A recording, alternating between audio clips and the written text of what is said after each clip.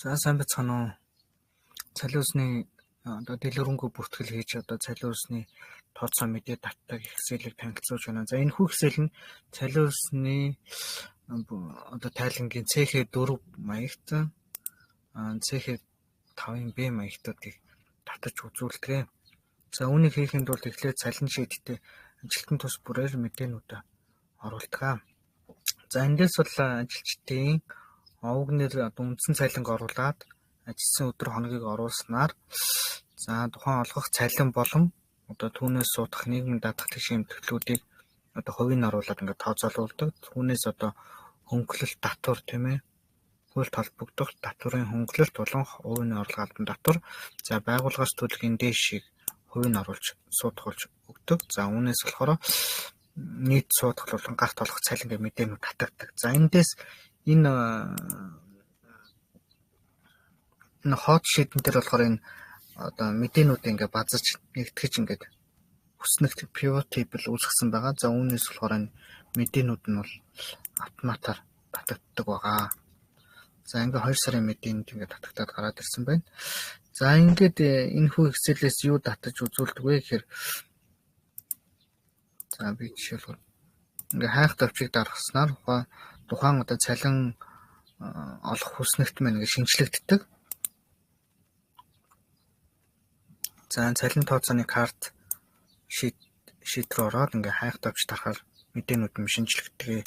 За үүнээсээ тухайн одоо хэвлэх сараа сонгоод ингээ мэдээгээ бэлтгээд хэвлэдэг. За ингээ хэвлэх товчийг дарснаар яг нөгөө санхүүгийн тайлангийн маягтын дагуу ингээ хэвлэгдэж гардаг. За тэгээд орон захирал ерөнхий нэгтлэн бодогч ингээд цалингийн мэдээ ингээд хэвлэгдээд гардаг. Ажилтны тус бүрээр ингээд гар үсгэд зуруулаад анхан шатны баримтаа бүрдүүлдэг.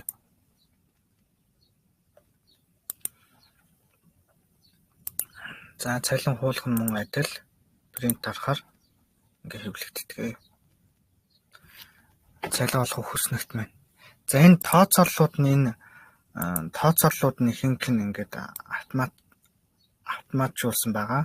За үүн дээр бол заашгүй хүн тус бүр дээр одоо хувьд нь өөр байдаг зарим мэдээж болон нийгмийн даатгалын шимтгэл болон одоо байгууллагаас төлөх шимтгэл нь байгууллага бүр дээр өөр байдаг учраас үүнийг бол гараар оруулж өгдөгөө. Хувийн гараар оруулаад ганц хоёр өөр тохиолдлууд нь хувийн гараар оруулахад мэдээнүүд нь бэлтгэгддэг гэсэн үг. За ингээд энэ ажилтны одоо ажилласан өдөр хоногийг одоо ямар мэдээнээс татаж үзүүлдэг вэ гэхээр бидний одоо өмнөх заавар дээр үзүүлсэн одоо ажлын цаг бүртгэлийн тооцооны хэсэлээс тухайн ажилтан бүрийн ажилласан өдөр хоногуудыг мэдээгээ татаж эндээ оруулдаг. Мэдээгээ одоо түүнээсээ татаж гараар оруулах нэ. За үүнээс болохоор энэ цалин маань бол тухайн одоо цалин бүртгэлтэй холбоотой их хөвгөл түүнээс бол цалин олох үснэгт CH Б маягт 5-ын Б маягт гардаг мөн CH4 маягт гардаг байх нэ. За ингэснээр болохоор энэ цалингийн одоо тооцоотой холбоотой мэдээнүүдийг сар бүрд нь одоо гаргахад гар ажиллагааг хөнгөвчлсөн ийм Excel байна.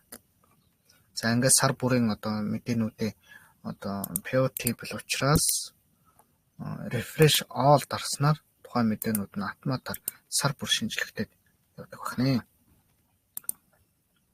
За тэгээд сар бүр мэдээнүүдээ ингээд татаад явчихдаг. Ингээд бүртгэлээ хийхдээ бол амархан хүмүүсийн одоо тухайн одоо цалин олгосон сарын өдрөө оруулаад цалин олгосон өдрөө оруулаад за тэгээд тухайн хүний овог нэр регистрийн дугаар за ингээд үндсэн цалин ажилласан хоног болон одоо ажиллаагүй хоногуд тийм ээ. Эдрийг нь бол ингээд ажилласан тухайн сард ажиллах хоног оруулна тэгээ ажилласан хоног оруулдаг. За ингээд нэг өдрийн цалин ус эдгээр нь автоматар тооцоологддог. За илүү цаг байгаа бол илүү цагийн одоо мэдээ нь автоматар энд ороод ирнэ. Жишээлбэл 10 цаг ажилласан бол тухайн 7 хоногт одоо 21 өдөр ажиллах байснаас одоо 22 өдөр ажилласан бол одоо нэг 8 цаг илүү цаг гэдэг ороод ирдэг байна. За ингээ олгуул зөхөх цалингаас суутгаад байгаа нийгмийн даатгал хууны авалгаалтын дотор байгууллагаас төлөх эндээшүүдийг автоматар ингээ тооцоолуулж өгсөн байгаа. За эндээс юу харагдаж байна гэхээр энэ цалин тооцооны картн дээр тухайн одоо нэг цагийн ажлын хөлсийг заавал бүртгэх ёстой байдаг. За тэрхүү одоо нэг цагийн ажлын хөлсийг бол ингээд их одоо шийднээсээ ингээд татаад гаргаад ирдэг. За тэгэхээр энэ Excel бол нэлээд ажил хөнгөвчлсөн хүн тус бүр дээр одоо цалин хөлсийг ингээд хүн тус бүр дээр тооны машин гэж бодохгүй ингээд автоматар мэдээгээ татдаг бүртгэсэн байхад л одоо бүх мэдээ нь автоматар гараад ирдэг ийм одоо хөнгөвчлсөн Excel юм аа. За баярлалаа.